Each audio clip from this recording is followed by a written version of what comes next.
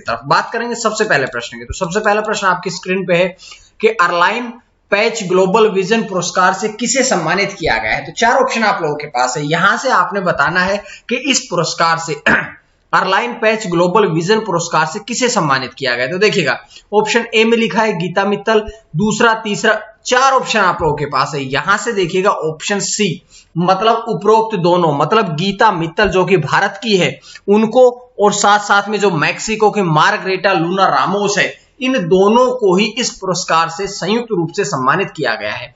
तो बात कर लेते हैं यहां से पहले इसके बारे में। यहां देखिएगा ऑप्शन सी इसका सटीक रहेगा, लेकिन ऑप्शन डी पर लिखा है डॉक्टर राजेश गणपति। डॉक्टर राजेश गणपति जो है उन्हें भौतिकी विज्ञान का शांति स्वरूप भटनागर पुरस्कार 2020 जो था वो मिल चुका है पिछले वर्ष ही। तो ये जानकारी है तो हमें यहां से मिली। अब हम बात करेंगे इस प्रश्न के बारे में। तो देखिएगा गीता मित्तल और मार्गरेटा लूना रामोस जो कि मैक्सिको की है, इन दोनों को संयुक्त रूप से इस पुरस्कार से सम्मानित किया गया है। अगर बात करें हम गीता मित्तल की जो कि भारतीय हैं और जम्मू कश्मीर उच्च न्यायालय की पूर्व न्यायाधीश भी रह चुकी है, जो जम्मू कश्मीर उच्च न्यायालय है इसकी पूर्व न्यायाधीश जो है वो भी गीता मित्तल रह चुकी है। अब बात करते हैं कि इस पुरस्कार को अर्लाइन पैच ग्लोबल विजन पुरस्कार को जीतने वाली वे पहली भारतीय न्यायमूर्ति भी, यानी कि इससे पहले किसी भी महिला न्यायमूर्ति ने, जज ने या न्यायाधीश ने इस पुरस्कार को नहीं जीता था, तो वो पहली महिला न्यायाधीश है। उसके बाद बात करते हैं ये जो पुरस्कार जो है, इस पुरस्कार की स्थापना 2016 में हुई थी। किसके द्वारा करी गई थी? तो इसकी जो स्थापना हुई थी वो इंटरनेशनल एसोसिएशन ऑफ वुमेन जज द्वारा करी गई थी। तो ये जानकारी हमें यहां से मिली, लेकिन लास्ट लाइन में देखिएगा इंटरनेशनल एसोसिएशन ऑफ वुमेन जज, इसके बारे में भी थोड़ी बातें पढ़ लेते हैं। तो देखिएगा ये तो है गीता मित्तल, उसके बारे में बात करते हैं कि इंटरनेशनल एसोसिएशन ऑफ वुमेन जज, तो इसके अध्यक्ष कौन है? Vanessa Ruiz. स्थापना कब हुई थी? 1991 में। मुख्यालय कहां पे है? Washington DC. तो वाशिंगटन डीसी में इसका मुख्यालय है। तो ये जानकारियां जो थी पूरी तरह से पहले प्रश्न की जानकारियां यहां से मैंने आपको दी है। तो इसी प्रकार से आपने प्रश्नों को तैयार करना है। दूसरा प्रश्न आपकी स्क्रीन पे है कि AI एल्गोरिदम यानी कि आर्टिफिशियल इंटेलिजेंस एल्गोरिदम किसके द्वारा विकसित किया गया है। तो ये देखिएगा आर्टिफिशियल इंटेलिजेंस एल्गोरिदम जो है ये किसके द्वारा विकसित किया गया है। तो चार ऑप्शन आप लोगों के पास है, यहां से देख लीजिएगा, यहां से देख लीजिएगा DRDO के द्वारा ये जो AI एल्गोरिदम जो है ये विकसित किया गया है। इससे पहले प्रश्न की जानकारियां पढ़े, इससे पहले हम पढ़ेंगे चारों ऑप्शन की जानकारियां। अगर मैं कहूं WHO वर्ल्ड हेल्थ ऑर्गेनाइजेशन, इसकी स्थापना 7 अप्रैल 1948 को करी गई थी। इसके महानिदेशक डीजी कौन है? टेड्रोस एडेनम। उसके बाद में बात करते हैं यूनेस्को की स्थापना 16 नवंबर 1945 में की गई थी और एंड्रे अजोले जो है वे इसके डीजी है, महानिदेशक है। यहां से बात करेंगे हम ISRO, Indian space research organisation, इसकी स्थापना कब हुई थी? 15 अगस्त 1969 में करी गई थी। अध्यक्ष कौन है? के शिवान है। तो ये तो हमने चार ऑप्शन से जानकारियां मिल गई है। उसके बाद में देखिएगा तो इस प्रश्न की जानकारियों की अगर हम बात करें तो ये DRDO द्वारा तो विकसित करी गई है। DRDO ने तो विकसित कर दी, लेकिन कहां से विकसित करी है, कहां पर विकसित करी गई है? तो ये centre for artificial intelligence robotics में से विकसित किया गया है। यहां से एक बात और देखिएगा कि इसका उद्देश्य क्या है। तो इसको शुरू करने का, विकसित करने का जो उद्देश्य है वो ये है कि शरीर में कोरोना रोग की उपस्थिति का पता लगाना, कि कोरोना रोग जो है उसकी वास्तविक उपस्थिति का पता लगाना ही इस आर्टिफिशियल इंटेलिजेंस एल्गोरिदम का मुख्य उद्देश्य है। अब बात कर लेते हैं कि ये जो मशीन रहेगी ये व्यक्ति की छाती की स्क्रीनिंग करेगी और स्क्रीनिंग करने के पश्चात ये कोरोना वायरस की फेफड़ों में पूरी तरह से यानी कि 97% सटीकता का पता बताएगी। तो ये जानकारी थी जो कि इस प्रश्न से मिल जाती है, लेकिन ये DRDO ने शुरू करी है। तो DRDO के बारे में तो हमने पढ़ा नहीं है। DRDO का मतलब है, इसकी फुल फॉर्म सबसे पहले पढ़ेंगे कि defence research and development organisation, ये तो हुई इसकी फुल फॉर्म।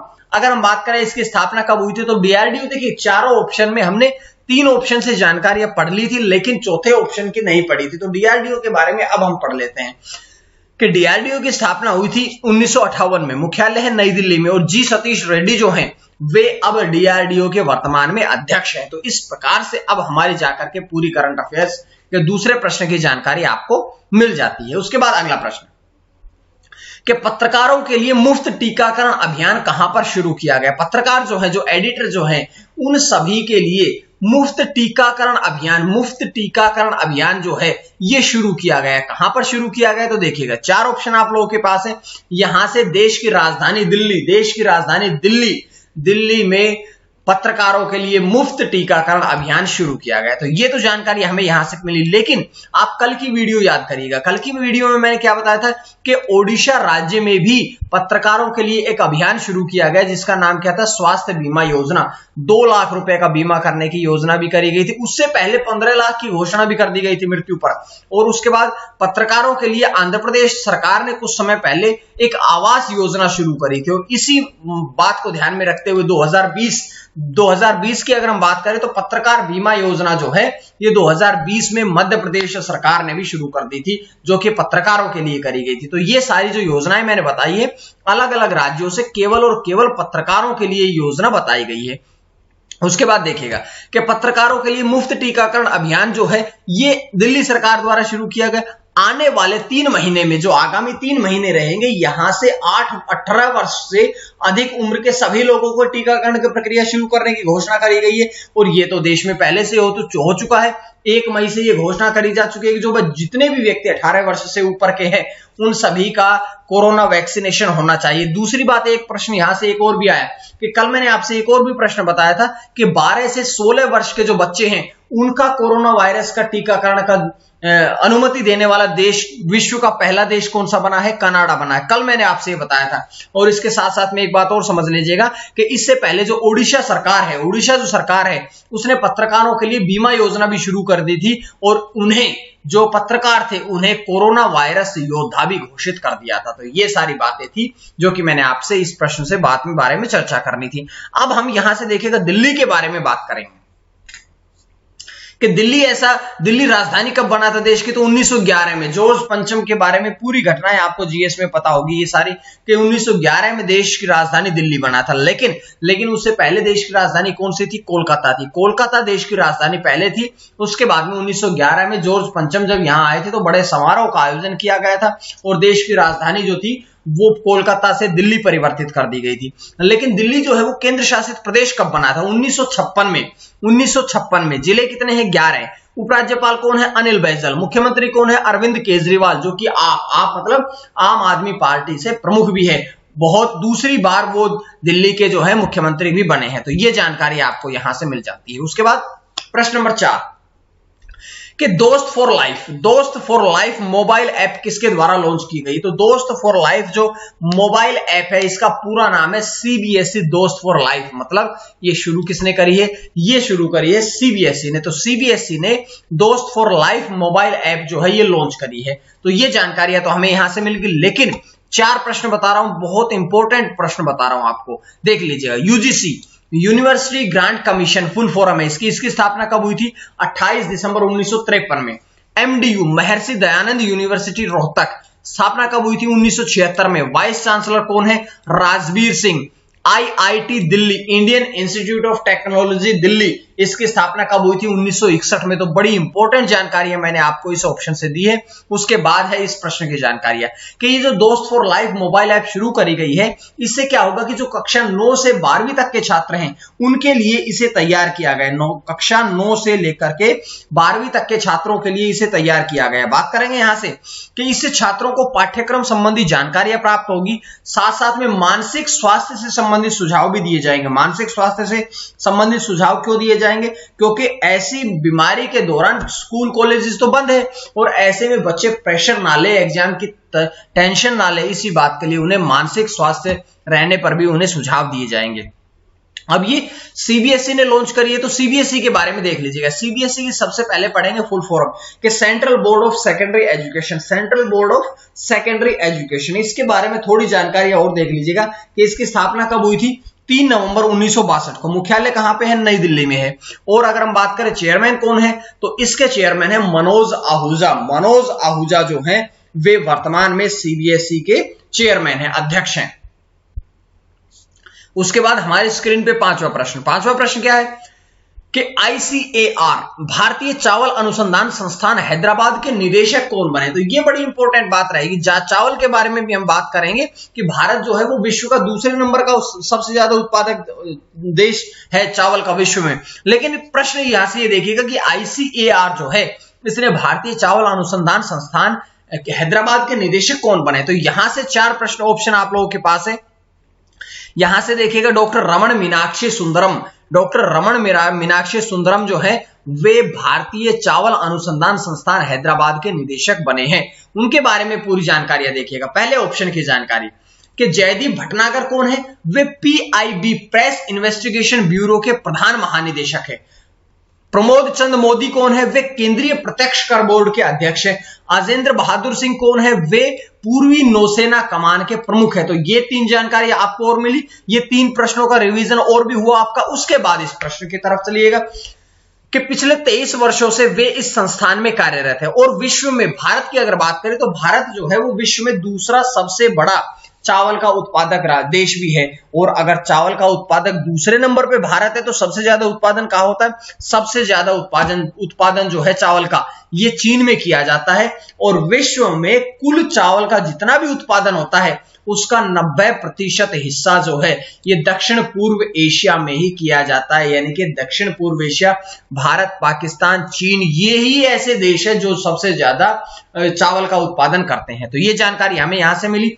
अब एक बात और समझिएगा, 5 प्रश्न समाप्त होने के पश्चात हम बढ़ते हैं आज के प्रश्न की तरफ। तो आज का प्रश्न आप लोगों की स्क्रीन पे है कि फिच सॉल्यूशंस ने वित्त वर्ष 2021-22 के लिए भारत की GDP का कितना अनुमान लगाया है। तो ये प्रश्न की जानकारी आपने यहां से देनी है। उसके बाद प्रश्न अगला के देखिएगा कि बिलबोर्ड म्यूजिक अवार्ड्स 2021 में आइकन अवार्ड से किसे सम्मानित किया गया। तो ये किया गया है सिंगर पिंक को। तो आप सभी के जवाब ठीक आए थे, लेकिन मैं केवल उन्हीं के नाम दिखाऊंगा जो कि आपके सटीक जवाब देने के साथ साथ में उसका एक्सप्लेनेशन करेगा। तो आज किसी का एक्सप्लेनेशन नहीं आया तो मैंने उसको नहीं दिखाया, ये पीछे की रखी हुई है।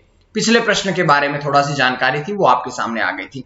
तो सबसे अगला प्रश्न है, 6ठा प्रश्न कि सबसे पुराना मानव कब्र स्थल कहां पर खोजा गया। सबसे पुराना मानव की जो कब्र स्थल है वो कहां पर खोजा गया। तो देखिएगा यहां से 4 ऑप्शन आप लोगों को मिलते हैं। यहां से आपने समझना है अफ्रीका, अफ्रीका यानी कि ऑप्शन डी, यहां पर मनुष्य का सबसे पहला कब्र स्थल खोजा गया है। सबसे पुराना कहां पर, अफ्रीका में भी। तो अफ्रीका के केनियाई तट पर एक गुफा में, उस गुफा का नाम क्या है, उस गुफा का नाम है पंगा या साइदी गुफा। पंगा या साइदी गुफा के मुहाने पर एक कब्रगाह खोजी गई है जो कि 3 वर्ष के बच्चे की है। 3 वर्ष के बच्चे की वहां पर दफन एक कब्रगाह खोदी गई है। ये लगभग कितने वर्ष पुरानी है, लगभग 78,000 वर्ष पुरानी है। लगभग 78,000 वर्ष पुरानी ये कब्रगाह है। उसके बाद बात करते हैं खुदाई के दौरान पहली बार बच्चे की हड्डियों के हिस्से जो थे वो 2013 में मिले थे और अब उसका पूरा जो हिस्सा जो है वो मिल गया है। तो पूरी सबसे पुराना मानव कब्र है जिसकी खोज कहां पर करी गई, अफ्रीका में।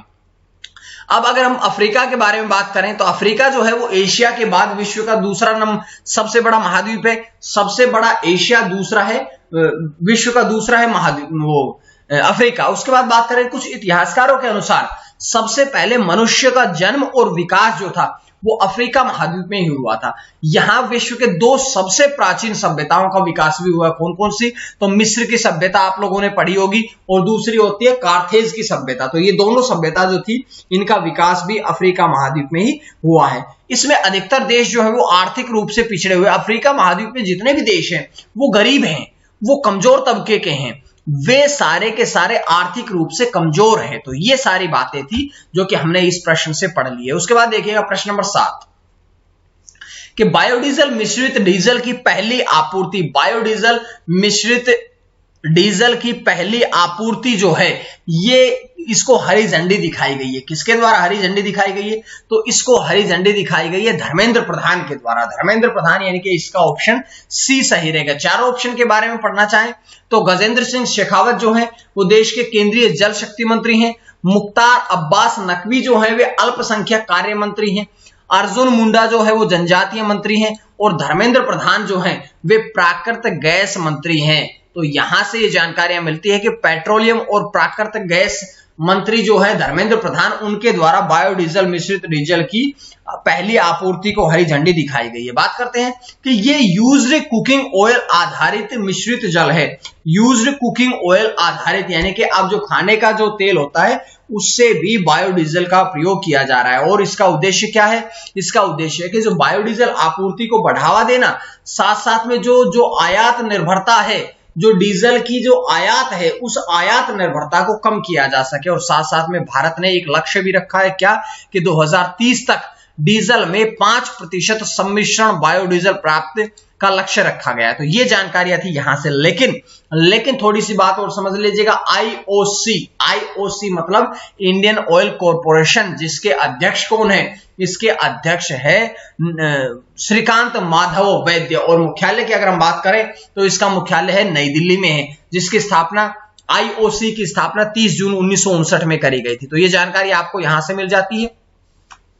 उसके बाद प्रश्न नंबर 8 आपकी स्क्रीन पे, आईसीसी टीम रैंकिंग 2021 जारी करी गई। ये तो 3-4 दिन पहले जारी की जा चुकी है। लेकिन प्रश्न आपसे ये पूछा गया है कि इसमें ओडीआई में, वनडे इंटरनेशनल में, यानी कि एक दिवसीय मैचों में प्रथम स्थान पर कौन सी टीम रही है? खिलाड़ी की बात नहीं करी है, हमने कही है कि कौन सी टीम है जो कि पहले स्थान पर रही है। तो ऐसी कौन सी टीम है जो कि पहले स्थान पर रही है? पहले स्थान पर जो रहने वाली टीम है वो कौन सी है? पहले स्थान पर जो टीम रही है वो आपकी आती है न्यूजीलैंड, यानी कि इसका ऑप्शन ए जो है वो आपका सही रहेगा। बात करेंगे इसके बारे में, देखिएगा। एक दिवसीय रैंकिंग में न्यूजीलैंड 121 पॉइंट्स के साथ पहले स्थान पर रही, दूसरे स्थान पर 118 पॉइंट्स के साथ ऑस्ट्रेलिया, और तीसरे स्थान पर अपना देश भारत 115 पॉइंट्स के साथ में। बात करते हैं T20 रैंकिंग की क्या हाल है। तो T20 जो रैंकिंग है, T20 रैंकिंग में इंग्लैंड जो है वो पहले स्थान पर रहा, कितने पॉइंट्स के साथ? 277 पॉइंट्स के साथ। दूसरे नंबर पर रहा भारत 272 पॉइंट्स के साथ, और तीसरे नंबर पर रहा 263 पॉइंट के साथ में न्यूजीलैंड। तो ये सारी जानकारियां थी जो कि मैंने आपको इस प्रश्न से दे दी है। उसके बाद में देखिएगा, हम बढ़ते हैं, क्योंकि आईसीसी ने जारी करी है तो आईसीसी के बारे में भी थोड़ी बातें पढ़नी जरूरी है। जैसे कि आईसीसी की फुल फॉर्म क्या है? International cricket council.